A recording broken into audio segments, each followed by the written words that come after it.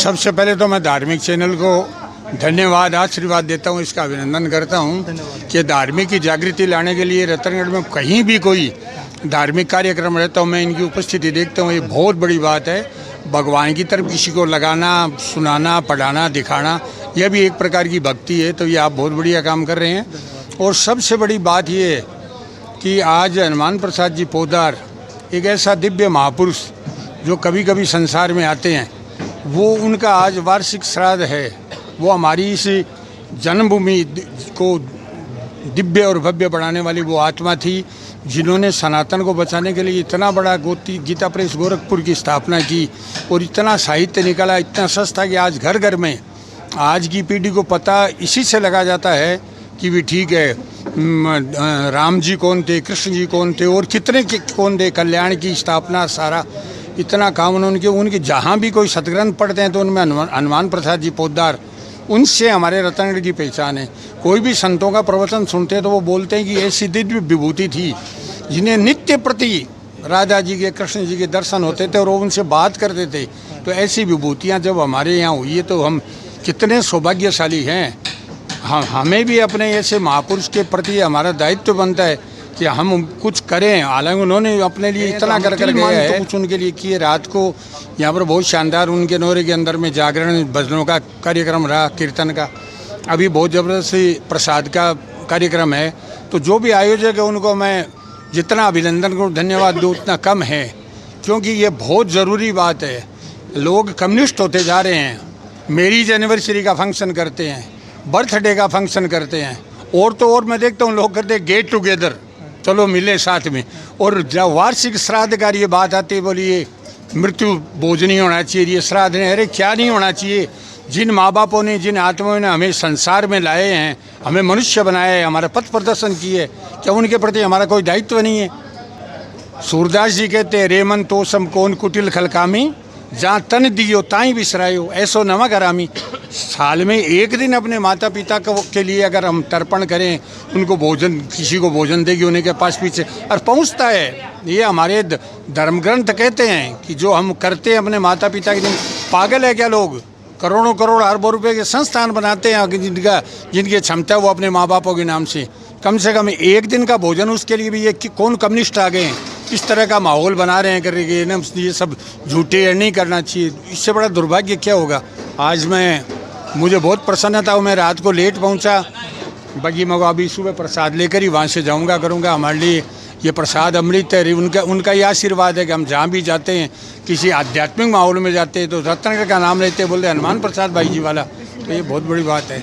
एक जिज्ञासा रहती है मेरे मन के अंदर, जैसे हम सुनते हैं कि राधा रानी ने हनुमान प्रसाद जी को दर्शन किए थे। आप बिल्कुल आध्यात्मिक और भगवान से आपका बहुत ज़्यादा जुड़ाव है, तो इस माँ के दर्शन करने के लिए हमें क्या करना चाहिए? नाम जप जो है वो सबसे बड़ी, अभी तो मैं देखता हूँ प्रेमानंद जी महाराज है, वो ही हनुमान प्रसाद जी है, दूसरे आपके बताते हैं, वो भी एक ही बात करते, कोई भी तरह की समस्या है तो उसका सारे का सॉल्यूशन अगर कोई है वो है नाम। प्रभु का नाम लेते लेते धीरे धीरे अपने जितनी विकार है वो मिटने शुरू हो जाएंगे। दिव्यता क्षमता है कि जितनी भी राग, द्वेष, काम, क्रोध, मद, लोभ, मोह, ईर्ष्या, ये सारे मिटने शुरू हो गए, दिव्यता आती जाएगी। धीरे धीरे वो स्थिति आ जाएगी करते कि हमें अनुभव दर्शन तो अभी भी होता है। मैं अपने जीवन के सैकड़ी मैंने लिख रखा है, सैकड़ी अनुभव दर्शन हुए, पर जो दिव्य दर्शन जिनसे बात कर सके वो दर्शन है, वो दर्शन के लिए आगे बढ़ रहे हैं, प्रयास में है। निश्चित विश्वास है कि दिव्य सामने आमने दर्शन किए बिना शरीर नहीं छोड़ेंगे, ये प्रयास है। तो आपने देखा कि राजकुमार जी से मेरी बात हुई, इन्होंने एक ही बात हमें बताई है धार्मिक के लिए कि हमें नित्य जब से हमें ये प्रेरणा मिल सकती है कि हम राधा रानी के जैसे हनुमान प्रसाद जी ने दर्शन किए वो हम दर्शन कर सकते हैं। राजू भाई जी भी ये भी कह रहे हैं, मंत्री साहब ये कह रहे हैं भी, मैं भी उसी पथ पर चलने की कोशिश कर रहा हूँ कि एक दिन मुझे भी वो दर्शन हो। तो आपको प्रणाम करता हूँ, बहुत बहुत धन्यवाद, आपने हमारे को इतना समय दिया। तो अब मैं आपको यहाँ जो कार्यक्रम है वो कार्यक्रम दिखाने की छोटी मोटी कोशिश करता हूँ। तो आगे चलते हैं। आप देख सकते हो कि यहाँ अभी जो ब्राह्मणों को भोजन के बाद में मेरे ख्याल से यहाँ दक्षिणा शायद ऊपर लेकर, दक्षिणा का जो कार्यक्रम ऊपर लेकर तिलक निकाल करके यहाँ दक्षिणा दी जा रही है, ठीक है ना। और देख सकते हैं के बाद आज यहाँ पौधार श्री हनुमान प्रसाद जी पौधार के जो बगीचे हैं, यहाँ ब्राह्मणों को भोजन कराने के बाद उनको तिलक लगा करके दक्षिणा दी जा रही है। देख सकते हो।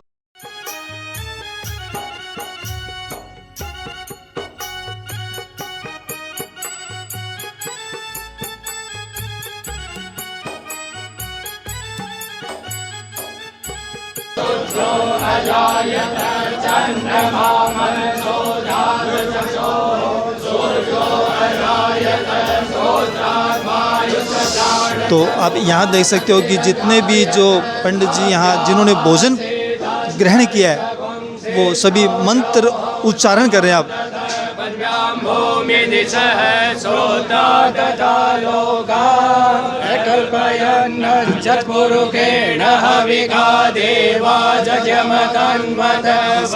यहाँ साधु महाराज भी यहाँ बैठे हैं। शायद इन्होंने भी अभी भोजन ग्रहण कर लिया होगा या अभी ये भोजन ग्रहण करने के लिए यहाँ बैठे हैं। आगे चलते हैं। अभी ये सामने देख सकते हो कि बहुत ही सुंदर व्यवस्था यहाँ इस पंडाल के अंदर की गई है। सभी को राधे राधे। हमारे शहर रतनगढ़ के पूर्व मंत्री जी श्रीमान राजकुमार जी रिणवा यहाँ पधारे और उन्होंने हमारा मार्गदर्शन किया। रिणवा जी ने बताया हमें कि कलयुग केवल नाम आधारा, सुमिर सुमिर नर भव उतरे ही पारा। अर्थात इस कलयुग में केवल नाम जप ही हमें सब इस भव सागर से पार करेगा। श्री हनुमान प्रसाद जी पौधार जी के नौरे में यहाँ श्रद्धालुओं को भोजन करवाया जा रहा है। सभी जन यहाँ भोजन कर रहे हैं, तो आप देख सकते